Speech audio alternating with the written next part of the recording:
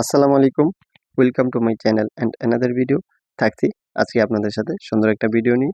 আজকে আমার ভিডিওটা হলো বাসার মধ্যে সুন্দর একটা আইটেম রান্না করে খাবো, যেটা হলো গ্রামের ঐতিহ্যবাহী আমাদের বাংলাদেশের জাতীয় মাছ ইলিশ এবং ইলিশ মাছের ঝোল, যেটা বেগুন দিয়ে অত্যন্ত একটা মজাদার রেসিপি হয়ে থাকে। তো চলুন আজকে আমার এই সুন্দর ইলিশ মাছের ঝোল বেগুন দিয়ে এটা কিভাবে রান্না করলাম আপনাদের মাঝে শেয়ার করব।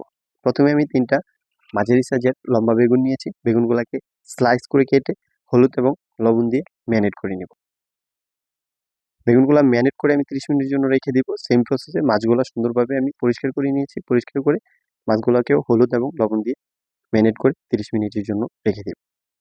যেহেতু আমার বেগুনগুলো ম্যারিনেট করা হয়ে গেছে, আজকে ৩০ মিনিট পরে একটা চুলায় প্যান দিয়ে এখানে আমি সরিষার তেল দিয়ে প্রথমে আমি বেগুনগুলো ভাজবো সুন্দর করে।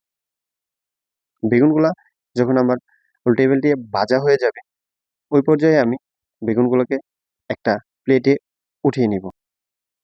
এদিকে বেগুনগুলো উঠানোর পরে আমার প্যানের মধ্যে যে তেলটুকু থাকবে, যদি আপনাদের প্রয়োজন মনে হয় আরেকটু তেল দিবেন, না হলে এটুকু যেটুক ছিল ওইটুক দিয়েই আপনারা পেঁয়াজ দিয়ে সুন্দরভাবে পেঁয়াজটা একটু রান্না করে নেবেন। পেঁয়াজটা যখন একটু সিদ্ধ হয়ে আসবে তখন ওই পর্যায়ে আপনারা কালো জিরা ব্যবহার করতে পারেন। কালো জিরা আপনাদের ব্যক্তিগত ব্যাপার। এখানে আপনারা পরিমাণ মতো ১.৫ টেবিল চামচের মতো হলুদের গুঁড়া দিয়েছি এবং মরিচের গুঁড়া দিয়েছি ১.৫ টেবিল চামচ পরিমাণ। এগুলো দেওয়ার পরে আমি একটু পানি দিয়েছি যেন এটা পুড়ে না যায়, এবং লবণ ব্যবহার করবেন।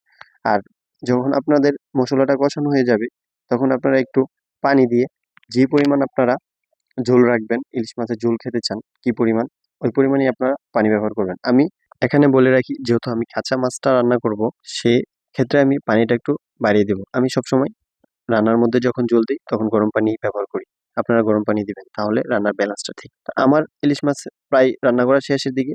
এ পর্যায়ে আমি আমার ভেজে রাখা বেগুনগুলা দিয়ে দিব। তো সুন্দর একটা স্মেল আসতেছিল, আমি ঘ্রাণটা নিচ্ছিলাম। বাংলার বাংলাদেশের সবচেয়ে জনপ্রিয় এবং জাতীয় একটি মাছ হচ্ছে ইলিশ। আর ইলিশের ঘ্রাণের কারণেই সবাই এটা অন্যান্য মাছের চেয়েও আলাদা। দেখতেই পাচ্ছেন আমার ইলিশ মাছের ঝোলটা অত্যন্ত সুন্দর হয়েছে। আজকে ইলিশ মাছের সাথে থাকবে গরম পোলাও। তো আশা করি আমার ভিডিওটা ভালো লেগেছে। ভালো থাকবেন সবাই। আসসালামু আলাইকুম। দেখা হবে অন্য কোনো এক ভিডিও।